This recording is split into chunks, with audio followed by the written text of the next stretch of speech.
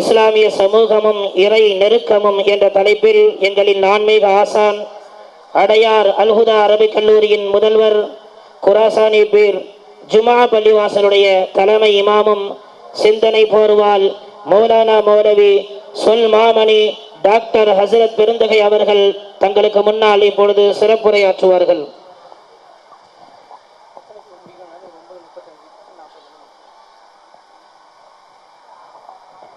நஹ்மதுஹு வ நுஸல்லி அலா ரசூலிஹில் கரீம். அம்மா பஅத். فقد قال الله سبحانه وتعالى في كلامه القديم والفرقان الحميد: أعوذ بالله من الشيطان الرجيم. بسم الله الرحمن الرحيم. ففروا إلى الله إني لكم منه نذير مبين. صدق الله العظيم. அளவற்ற அருளாளனும் நிகரற்ற அன்புடையோனுமாகிய எல்லாம் வல்ல அல்லாஹுவின் பெயரால் துவங்குகிறேன். அருமைநாயகம் முஹம்மது ரசூலுல்லாஹ் ஸல்லல்லாஹு அலைஹி வஸல்லம் அவர்களின் மீதும் நற்பாக்கியங்கள் நிறைந்த அவர்களுடைய உம்மத்தின் மீதும் குறிப்பாக இந்த நிகழ்விலே பங்கேற்றிருக்கிற நம் அனைவர் மீதும் எல்லாம் வல்ல அல்லாஹுவின் நல்லருள் என்றென்றும் நிறைவாக உண்டாவதாக. ஆமீன். சிறப்புரைனா ரொம்ப நேரம் பேசுவாரோன்னு எல்லாம் நீங்க யோசிக்க வேணாம். ஒரு சில நிமிடங்களிலே நான் என்னுடைய உரையை முடித்து விடுவேன். வழக்கமாக இந்த பள்ளிக்கூடத்தினுடைய ஆண்டு விழாவில் பல்லாண்டுகளாக பங்கேற்கிற ஒரு வாய்ப்பு அல்லாஹ் வழங்கி இருக்கிறான். எப்போதும் குழந்தைகளை பற்றியும் பெற்றோர்களை பற்றியும் பிள்ளைகளின் வளர்ப்பு பற்றியும் இப்போது பட்டிமன்றம் நடைபெற்ற மாணவர்களுடைய கல்வி ஒழுக்கம் மேம்பாடு இவைகளை குறித்து தான் தலைப்பு தருவார்கள். இந்த தடவை இறை நெருக்கம் என்று எனக்கு தலைப்பு கொடுத்திருக்கிறார்கள். மிக நீண்ட நேரம் பேசப்பட வேண்டிய இறை நெருக்கம் என்கிற தலைப்பு இன்ஷா அல்லாஹ் ஒரு 10-15 நிமிடங்களுக்கு உள்ளாக முடிவடையும் என்பதை இனிய செய்தியை உங்களுக்கு சொல்லி நான் என்னுடைய வார்த்தைகளை துவங்குகிறேன். கண்ணியத்திற்குரிய தர்வேஸ் ஹசரத் கபிலா அவர்கள், மேடையில வீற்றிருக்கிற சங்கைக்குரிய மார்க்க அறிஞர்கள், பேச்சாளர்கள், சமுதாய பிரமுகர்கள், இந்த பள்ளிக்கூடத்தினுடைய தாளாளர் உள்ளிட்ட நிர்வாக அங்கத்தினர்கள், பள்ளிக்கூடத்தினுடைய இருபால் ஆசிரிய பெருமக்கள், வருகை தந்திருக்கிற பெற்றோர்கள், ஜமாத்தார்கள், அனைத்து சகோதரர்கள், சிறப்பு விருந்தினர்கள் அத்தனை பேருக்கும் என் ஆரம்பமான அஸ்ஸலாமு அலைக்கும் வரஹ்மத்துல்லாஹி வபரகாத்துஹு. மாணவர்களுக்கு தர வேண்டிய கல்வி, அவர்களுக்கு தர வேண்டிய ஒழுக்கம், இவைகளை குறித்தெல்லாம் ஹஜ்ரத் சொன்னது போல மிக அழகான முறையிலே உலமாக்கள் உரையாற்றி முடித்திருக்கிறார்கள். நம்முடைய பிள்ளைகளுக்கு எதையும் தருவதை விட, யாரையும் தருவதை விட அல்லாஹுவை வழங்கிவிட்டால் காலமெல்லாம் அவர்கள் கவலை இல்லாமல் வாழ்ந்துவிட முடியும். அதுதான் இங்கே இறை நெருக்கம் என்று எனக்கு தலைப்பு தரப்பட்டிருக்கிறது. கோடானும் கோடி சொத்துக்களை விட, பெரிய பெரிய பட்டப்படிப்புகளை விட, கண்ணு கட்டிய தூரம் வரை நிலபுலங்களும் வீடு வாசல்களும் மனைகளும் எல்லாம் இருப்பதை விட அல்லாஹ் கிடைத்து விட்டால் அகிலமே கிடைத்தது போல. நீங்கள் கேள்விப்பட்டிருக்கலாம், ஒரு கதை சொல்லுவார்கள். அரசன் அறிவிப்பு செய்தானாம், எல்லாரையும் ஒரு ஹாலுக்குள்ள விட்டு பூட்டிட்டு, ஹால் ஃபுல்லா தங்கம், வைரம், வைடூரியம், மாணிக்கம் என்றெல்லாம் இருக்கிறது. இந்த ஹால்ல இருக்கிறவங்க எதை வேணாலும் எடுத்துக்கலாம். யார் யார் எதை எடுத்தார்களோ அதுவெல்லாம் அவர்களுக்கு சொந்தம் என்று அரசன் அறிவிப்பு செய்வான். ரெடி 1 2 3 சொன்ன உடனே எல்லாரும் போய் தங்கத்தை, வைரத்தை, என்னத்தையோ எடுத்தாங்க. ஒரு விவரமான ஆளு போய் அந்த அரசரை கையில பிடிச்சுக்கிட்டான். இந்த ஹாலுக்குள்ள இருக்கிற எதை எடுத்தாலும் அவங்களுக்கு சொந்தம். நீங்களும் இந்த ஹால்ல தான் இருக்கிறீங்க, அதனால நீங்கள் எனக்கு சொந்தம். நீங்கள் எனக்கு சொந்தம் என்றால் இந்த நாடே எனக்கு சொந்தம். அதுபோலத்தான் படிப்பு வாங்கலாம், பட்டம் வாங்கலாம், பணம் சம்பாதிக்கலாம், உலகத்தில் உள்ளதையெல்லாம் நமக்கு எழுதி உரிமை எடுத்துக் கொள்ளலாம். அதையெல்லாம் விட உலகத்தையே இயக்குகிற ரப்பை கையில பிடித்து விட்டால், அவன் கையில கிடைத்து விட்டால், அவனுடைய அணுக்கமும் இணக்கமும் நெருக்கமும் கிடைத்து விடுமானால் உலகத்திலே அதை விஞ்சி எதுவுமே இல்லை. எனவே நீங்கள் குழந்தைகளுக்கு என்ன வேண்டுமானாலும் தாருங்கள், ஆனால் அதற்கு முன்னால் அந்த குழந்தைகளுக்கு அல்லாஹுவை தாருங்கள். அல்லாஹுவை நெருங்குகிற விஷயத்தில் குர்ஆனுக்கு சில பாணிகள் உண்டு. குர்ஆன் சொல்லுகிற வார்த்தைகளிலே நீங்கள் ஒரு வித்தியாசம் பார்க்க முடியும். துனியாவை சம்பாதிக்க போன்னு சொல்றப்போ குர்ஆன் சொல்லுகிறது ஃபம்ஷூ ஃபீ மனாகிபிஹா, நடந்து போங்க, போய் சம்பாதிங்க, நடந்து போகணுமா. ஜும்மா தொழுகைக்கு போங்கன்னு சொல்றப்போ குர்ஆன் சொல்லுது ஃபஸ்ஸவு ஃபில் அர்தி, வேகமா போங்க அப்படின்னு வருது. அல்லாஹ்ட்ட செஞ்ச பாவத்துக்கு மன்னிப்பு தேடுறதா இருந்தா குர்ஆன்ல வருது சாரிஉ இலா மக்ஃபிரா, ஒருத்தருக்கு ஒருத்தர் போட்டி போட்டு ஓடுங்கன்னு வருது. நீங்க வார்த்தை வித்தியாசம் கவனிக்கணும். துனியாவை சம்பாதிக்க போறியா, நடந்து போ. ஜும்மாவுக்கு மாதிரி உள்ள தொழுகைக்கு போறியா, வேகமா போ. சொர்க்கத்துக்கு போறியா, பாவ மன்னிப்புக்கு போறியா, ஒருத்தருக்கு ஒருத்தர் போட்டி போட்டு விரைந்து போ. கடைசியா சொல்றான் அல்லாஹ்வை நோக்கி போறியா, ஃபிர்ரு இலல்லாஹ், அல்லாஹ்வை நோக்கி விரண்டு ஓடு.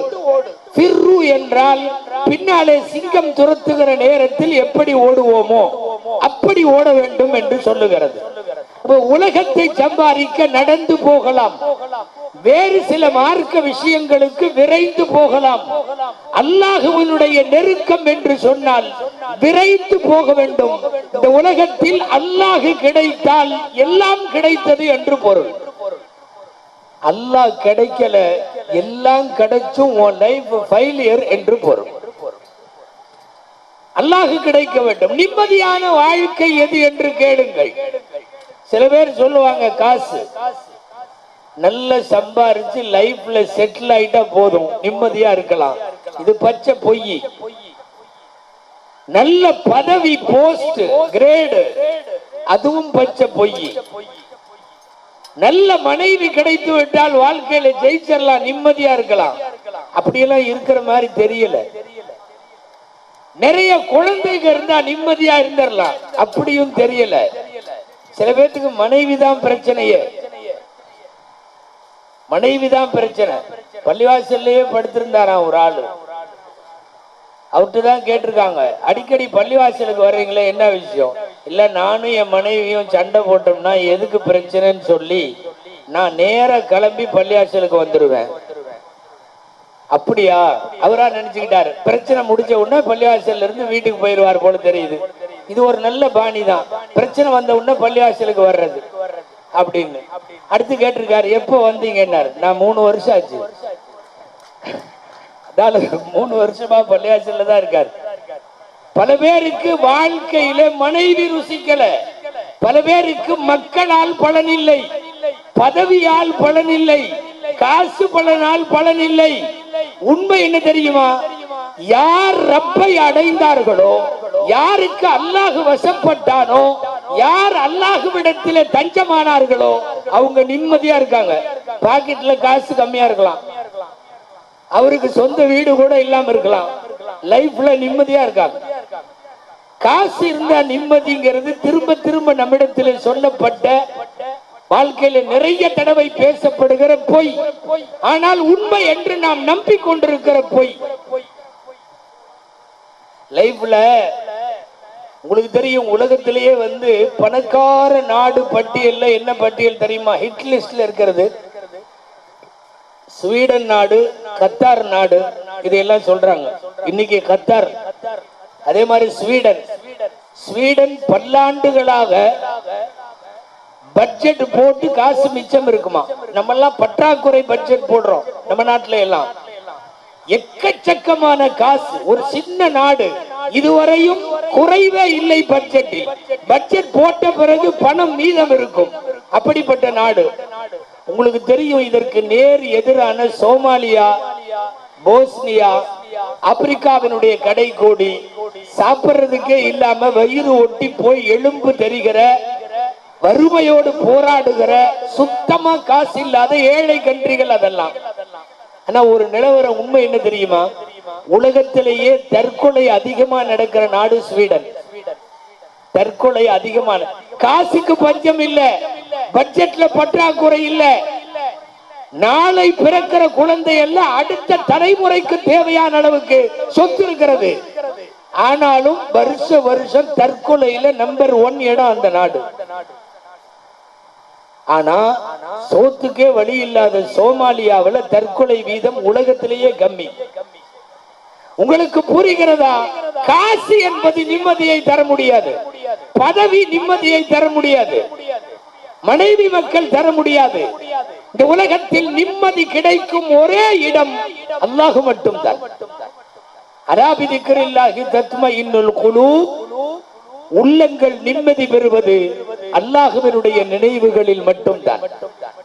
எத்தனையோ பேர் காசு இல்லாதவங்க, நான் அடிக்கடி சொல்றது உண்டு, மசாவர் மாதிரி பள்ளிவாசல்ல படுத்திருப்பாங்க, டீ குடிக்கிற கூட காசு இருக்காது, படுத்த உடனே தூங்கிடுவார், நிம்மதியா தூங்கிடுவார். இங்க நம்மால ஆஜியார் 5 கோடி 10 கோடி பாரு, இம்முட்டு மாத்திரை போட்டாலும் தூக்கம் வர மாட்டேங்குது. கோடி கோடியா காசு. அடிக்கடி கேட்டுக்குவார், அதுல தூக்கம் வர்றதுக்கு என்ன ஓதணும்? தூக்கம் வந்தா படுத்த உடனே தூங்கிடணுமல்ல. எந்த பேங்க்ல எந்த பேலன்ஸ், எந்த கஸ்டமர், எந்த பார்ட்டி, எந்த செக்கு, என்ன பவுன்ஸ், இப்படி யோசிச்சுட்டு இருந்தா எங்க போட்டு தூக்கம் வரும்? சரி, வந்து கேட்கிறாருங்கிறதுக்காக வேண்டி நம்ம ஏதாவது ஒரு ஆயத்தெல்லாம் சொல்லி அல்லது ஏதாவது ஒரு செலவாத்தி சொல்லி, நீங்க இதை ஓதுங்க, இத்தனை தடவை ஓதுங்க, நல்லபடியா தூக்கம் வந்துடும் அப்படின்னு சொல்லி அனுப்பிச்சுடுவோம். ராத்திரி 1:30க்கு போன் பண்ணி அது முடிஞ்சது, அப்புறம் என்ன ஓதணும்? நிறைய காசு இருக்கிறது, கோடி கோடியாக இருக்கிறது, நிலபுலன் வீடு வாசல்லாம் இருக்கு. அல்லாஹ் கிடைக்க வேண்டும், நிம்மதி அதுதான். நிறைய பேர் நீங்கள் இதே சென்னையிலே பார்க்கலாம், திரைப்பிரபலங்கள் தற்கொலை செய்து கொள்ளுகிறார்கள், பெரிய பெரிய டைரக்டர்ஸ் தற்கொலை செய்து கொள்ளுகிறார்கள், பைனான்ஸ் கம்பெனியினுடைய எம்டிகள், மேனேஜிங் டைரக்டர்ஸ் தற்கொலை செய்து கொள்ளுகிறார்கள். இவங்களுக்கெல்லாம் பணத்துக்கு பஞ்சமா, புகழுக்கு பஞ்சமா? எல்லாம் இருக்கிறது, பின்ன ஏன் தற்கொலை? எல்லாத்துக்கும் ஹார்ட் ஆபரேஷன் பண்ண டாக்டர் 10வது மாடியில இருந்து குதிச்சார். டாக்டர் செரியன் அவர் டெய்லியும் ஆடு இருக்கிற மாதிரி பைபாஸ் சர்ஜரி எல்லாத்துக்கும் அறுத்து போடுவார். அவ்வளவு பேத்துக்கு இதயம் வாழ்வு மாற்று சிகிச்சை பொருத்தி வாழ்வு கொடுத்தவர் அந்த மாடியிலிருந்து குதிக்கிறார். என்ன காரணம்? வாழ்க்கையில நிம்மதி கிடைக்கவில்லை, காசு பணத்தில் கிடைக்கவில்லை, மனைவி மக்களால் கிடைக்கவில்லை. நிம்மதி இருக்கிற ஒரே முகவரி இறை நெருக்கம் மட்டும்தான், அல்லாஹ் மட்டும்தான். அடிக்கடி சொல்றது உண்டு, ஒரு பத்திரிகையில வந்த செய்தி, பத்திரிகையில நான் படிச்ச செய்தி தான் சொல்றேன். கேரளால ஒருத்தர் வேற ஒரு சகோதர சமயத்தை சார்ந்த ஒரு அன்பர், அவருக்கு சுதாங்கன் பேர், சுதாங்கன், தினமணியில வந்த செய்தி இது. சுதாங்கனுக்கு என்ன வேலை தெரியுமா? ஒவ்வொரு இடமா போய் தற்கொலை பண்றவங்களை எல்லாம் கண்டுபிடிச்சு யார் அந்த மூடுல இருக்காங்களோ அவங்கள்ட்ட போய் பேசி அவங்கள கரெக்ட் பண்ணி, தற்கொலை எல்லாம் பண்ணக்கூடாது, வாழ வேண்டிய வயசு, இப்படி வாழ்க்கையில ஃபெயிலியர் ஆகலாமா, நீங்க தற்கொலை பண்ணக்கூடாதுன்னு எல்லாத்தையும் ரெடி பண்ணுவார். கிட்டத்தட்ட 50 பேரு அடுத்த நிமிஷம் தற்கொலைன்னு உள்ளவங்களை எல்லாம் காப்பாத்திருக்காரு அவர். அதுக்காக வேண்டி ஜனாதிபதி விருது அவருக்கு கொடுத்தாங்க. நான் சொல்றது 2012. அப்ப ஜனாதிபதி பிரதிபா பட்டீல்னு ஒரு அம்மா இருந்தாங்க. பிரதிபா பட்டீல் கையால விருது கொடுத்தாங்க. என்ன விருது தெரியுமா? தனி நபர் தீர செயல் விருது. ஏன்னா எக்கச்சக்கமான பேர் உயிர் விடாம அவங்கள காப்பாத்தி தற்கொலையில இருந்து மீட்டு இருக்கிறார்னு விருது கொடுத்தாங்க 2012. ஆச்சரியம் என்ன தெரியுமா? 2013 அந்த ஆள் தற்கொலை பண்ணிட்டார். சுதாகர் தற்கொலை பண்ணிட்டார். என்ன பிரச்சனையோ மனசுல நிம்மதி இல்லை. இவங்க எல்லாம் காசு பணத்துல கம்மியானவங்க இல்ல, வசதி வாய்ப்புல கம்மியானவங்க இல்ல. எனவே நல்ல ஒரு மன நிம்மதியான வாழ்க்கை வேண்டுமானால் அல்லாஹ்விடத்தில் மட்டும்தான் அந்த நிம்மதி நிச்சயமாக கிடைக்கும். அந்த இறை நெருக்கத்தை நோக்கி உங்கள் குழந்தைகளை செலுத்த வேண்டும். கல்வி தாருங்கள் வேண்டாம் என்று சொல்லவில்லை, நல்ல ஒழுக்கம் தாருங்கள் இருக்கட்டும். எல்லாவற்றையும் விட அல்லாஹுவை தாருங்கள். நீங்கள் அல்லாஹுவை கொடுத்து விட்டால் உலகத்தின் எந்த மூலைக்கு உங்கள் பிள்ளைகள் போனாலும் நல்ல விதமா ஆட உடுத்தாம அரைகுறை அம்மனங்களோடு இருக்கிற தேசங்களுக்கு போய் நம்முடைய பிள்ளைகள் வாழ்ந்தாலும் ஒழுக்கம் தவற மாட்டார்கள். காரணம், நீங்கள் அல்லாஹ்வை கொடுத்து விட்டீர்கள். இன்றைக்கு நீங்கள் மொபைல் கொடுக்கிறீர்கள், லேப்டாப் கொடுக்கிறீர்கள், எல்லா வசதிகளும் தருகிறீர்கள். அவங்க நினைச்சதெல்லாம் வாங்கிக்கிறாங்க. இப்போ முதல்ல எல்லாம் நீங்க வாங்கிட்டு வந்து கொடுக்கணும், இப்ப அப்படிலாம் இல்ல. அவன் மொபைல்லையே கடை பூரா வந்துருது, எல்லா கடை எல்லாம் வந்துருது. அது ரெடியா எடுத்து வச்சுட்டு அவன் ட்ரெஸ் ஷூ எதா இருந்தாலும் செலக்ட் பண்ணி வச்சுட்டு அமுத்தருக்கு முன்னாடி தான் அவங்க அத்தாட்ட வர்றான். அமுத்துட்டுமா, அமுத்தனா காலையில 9 மணிக்கு வந்துடும். அவருக்கு அங்க அமுத்துறப்ப இவரு இங்க பாக்கிட்டு அமுத்திக்கிறார். பிள்ளைங்க இன்னைக்கு அப்படிதான், அவங்க விருப்பப்பட்ட சுடிதாரை, அவங்களுக்கு வேணும்ன்ற செல்போனை, அவங்களுக்கு வேணுங்கிறத எடுத்து மொபைல்ல இப்படி காட்டுதுங்க. அமுத்திட்டான்னு அமுத்திட்டா காலையில காலிங் பெல் அடிக்கிறான், உங்க delivery is ready to take அப்படின்ட்டு வந்துடுறானே வீட்டுக்கு. எல்லாம் கொடுக்கிறீர்கள், தாருங்கள், ஆனால் அல்லாஹுவை கொடுத்து விடுங்கள். இன்றைக்கும் நமக்கு தெரியும், அது அமெரிக்காவோ அல்லது யூகேவோ பிரிட்டனோ ஐரோப்பிய நாடுகளோ எந்த நாட்டுல வேணாலும் அந்த நாட்டினுடைய பெண்கள் அவ்வளவு மோசமாக ஆடை உடுத்துகிறார்கள். ஆனால் அதே ஊரில் முழுக்க முழுக்க புர்காவோடு முகம் தெரியாத அளவுக்கு இபாதத்தோடு ஒழுக்கத்தோடு வாழுகிற பெண் பிள்ளைகள் இருக்கத்தான் செய்கிறார்கள், இல்லைன்னு சொல்ல முடியாது. காரணம், அவர்களுடைய பெற்றோர் அவர்களுக்கு வசதி வாய்ப்புகளை கொடுத்ததை விட அல்லாஹுவை கொடுத்தார்கள், ரசூலை கொடுத்தார்கள், ஷரியத்தை கொடுத்தார்கள். அது ஒன்று மட்டும், அந்த இறை நெருக்கம் போதும். உலகத்தின் எந்த மூளைக்கு போனாலும் நம்மை அது நன்றாய் வாழ வைத்துவிடும். அதனால் தான் சொல்லுகிறோம், உலகத்தினுடைய எல்லா செல்வங்களையும் விட, நீங்கள் வாங்கி தரக்கூடிய எல்லாவற்றையும் விட ரப்புல் ஆலமீனுடைய நெருக்கத்தை மட்டும் கொடுத்து விட்டால் போதும். வாழுகிற காலமெல்லாம், இந்த வையகத்திலே நம்முடைய மூச்சு இருக்கிற காலமெல்லாம் அவர்கள் நிம்மதியான வாழ்க்கையை நிச்சயமாக வாழுவார்கள். அந்த நிம்மதி தான் தேவை. எத்தனையோ பேருக்கு படிப்பின் மீது நம்பிக்கை, பணத்தின் மீது நம்பிக்கை, அத்தா அம்மா எல்லாம் மேல கொண்டு வந்துருவாங்க நம்பிக்கை. உண்மை நம்பிக்கை எப்படி இருக்க வேண்டும் என்று குர்ஆன் சொல்லுகிறது. உஃபவ்விது அம்ரி இலல்லாஹ், நான் எனது காரியத்தை எல்லாம் அல்லாஹ்விடத்தில் ஒப்படைக்கிறேன் என்று ஒப்படைக்க வேண்டும். ரப்பிட்ட கொடுக்கலாமே, யாரையோ நம்பி கொடுக்கிறோமே. பஸ்ல டிக்கெட் வாங்கிட்டு பிஸ்மில்லான்னு தூங்கிடுவார். அல்லாஹும்ம பிஸ்மிக்கா அமூத்து ஆகியா. எங்க டிக்கெட் வாங்கின உடனே திருச்சி வரையும் போகணும். நம்பிக்கை என்ன தெரியுமா? அந்த டிரைவர் மேல நம்பிக்கை. நல்ல ஆளு, நல்லா ஓட்டுறவர், ரொம்ப நாளா சர்வீஸ், எந்த பிரச்சனையும் இருக்காது, நாம தூங்கலாம். ஏன்னா அந்த ஆளு தூங்க மாட்டாரு. அந்த ஆளு தூங்கினார்னா நம்ம தூக்கம் நிரந்தர தூக்கம் ஆயிரும், ஒன்னும் பிரச்சனை இல்லை அப்படின்னு சொல்லிட்டு ஒரு டிரைவரை நம்பி 70 பேர் தூங்குறானே. சில பஸ்ல எல்லாம் எவனுமே முடிச்சிருக்க மாட்டான், அத்தனை பேரும் நீட்டா தூங்கிடுவாங்க. அந்த ஒரு ஆள் ஓட்டிட்டு இருப்பார். ஒரு டிரைவர் மேல நம்பிக்கை வைக்கிறது இல்லையா? அகிலத்தையே ஓட்டி கொண்டிருக்கிற ரப்புல் ஆலமீன் கொடுத்துருங்க. அவன்கிட்ட அல்ஹம்துலில்லாஹ். ஒரு ஒரு டிரைவரை நம்பி ஒட்டு மொத்தமா உசுரை கொடுத்துட்டு பஸ்ல உட்கார்ந்து இருக்கிறோமே, அத அகிலத்தையே இயக்குகிற அல்லாட்ட ஒப்படைக்கலாமே. சில பேர்லாம் சலூன்ல போய் முகத்தை அவன்கிட்ட கொடுத்துட்டு ஜம்முன்னு உட்காந்துருவோம். ஒரு இழுத்தாருன்னா முடிஞ்சு. அதுவும் சில பேர் கழுத்துக்கிட்ட இப்படியுமாங்க.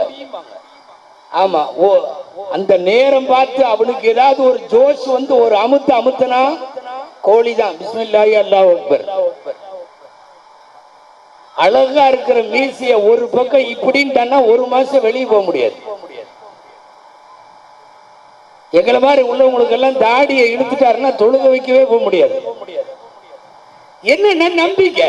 அவன் 30-40 வருஷமா சவரம் செய்யறான், நல்ல ஆளு, நாங்க எல்லாருமே இங்கதான் பண்ணுவோம், ரொம்ப கரெக்டா பண்ணி விடுவாரு, மீச தாடி எல்லாம் ஒரு நம்பிக்கை. ஒரு நம்பிக்கையில் அழகான முகத்தை கொடுத்து விட்டு உட்காருகிறீர்கள். ஒரு நம்பிக்கையில டிக்கெட் வாங்கிட்டு பஸ்ல உட்கார்றீங்க. வாழ்க்கை முழுக்க என்னை அவன் பார்த்து கொள்ளுவான்னு நம்பிக்கையை அங்கே கொடுத்து விட்டால் அந்த இறை நெருக்கம் லைஃப்ல எல்லா பிரச்சனைகளையும் அது பார்த்து கொள்ளும். அத்தனை பிரச்சனையும் அது பார்த்துக்கும். நம்ம உட்கார்ந்து இருக்கிற இடம் அல்லாட்டேன்னு வைங்களேன், எதுக்கும் பயப்பட வேண்டியதில்லை. இந்த குழந்தை தனியா நின்றுச்சுன்னு வைங்களேன், அந்த குழந்தைய போய் நீங்க பூச்சாண்டின்னு போனாவே பயந்துட்டு கத்தும். அது அவங்க அம்மா இடுப்புல உட்கார்ந்து இருந்துச்சுன்னு வைங்களேன், அவங்க அத்தாவோட தோல்ல உட்கார்ந்து இருந்துச்சுன்னு வைங்களேன், அப்ப போய் பூச்சாண்டின்டா பயப்படாது. ஏன் தெரியுமா? எங்க அத்தா என்னை பிடிச்சிருக்காரு. எங்க அம்மா அவங்க அத்தாவே நாயை பார்த்தா ஓடிடுவாரு, பூனையை பார்த்தா ஓடிடுவாரு, அது வேற. ஆனா அந்த குழந்தை என்ன தெரியுமா? நான் என் தாயின் இடுப்புல இருக்கிறேன், நான் எங்க அத்தாவுடைய தந்தையுடைய தோளில இருக்கிறேன், என்னை யாரும் ஒண்ணும் பண்ண முடியாது. அதே போலத்தான் அல்லாஹ்விடத்தில் நீங்கள் உங்களை ஒப்படையுங்கள், உலகம் நம்மளை ஒண்ணும் செய்ய முடியாது, துனியாவினுடைய எந்த பிரச்சனையும். எனவே வாழ்க்கையில வெற்றி பெற வேண்டுமானால் ஒரு சமூகத்திற்கு தேவையான அத்தனை செய்திகளும் நன்றாகவே நடக்க வேண்டுமானால் நீங்கள் உங்கள் குழந்தைகளுக்கு கல்வி, ஒழுக்கம் எல்லாவற்றையும் விட அல்லாஹுவை கொடுத்து விடுங்கள், ஷரியத்தை கொடுத்து விடுங்கள், தீனுல் இஸ்லாமை கொடுத்து விடுங்கள். வாழ்வாங்க அந்த குழந்தைகள் வாழும், அவர்களின் வாழ்வு சிறக்கும், செழிக்கும், சந்தேகம் இல்லை. துஆ செய்வோம். எல்லாம் வல்ல அல்லாஹு ஜல்ல ஷானஹு தஆலா நமக்கும் நம்முடைய அடுத்த தலைமுறைக்கும் சந்ததிகளுக்கும் அல்லாஹ் ஈமான் இஸ்லாத்தின்படி நிலை நின்று வாழுகிற நல்ல தௌஃபீகை அல்லாஹ் தருவானாக. இறைவனின் நெருக்கத்தையும் அணுக்கத்தையும் வாழும் காலமெல்லாம் தந்து மன நிம்மதியான வாழ்க்கைக்கு அல்லாஹ் நமக்கு வழிகோடுவானாக. வாய்ப்புக்கு நன்றி. ஜஸாக்கும் அல்லாஹு கைரல் ஜஸா வ ஆகிர் தஅவானா அனில் ஹம்துலில்லாஹி ரப்பில் ஆலமீன். அஸ்ஸலாமு அலைக்கும் வ ரஹ்மத்துல்லாஹி வ பரகாத்துஹு.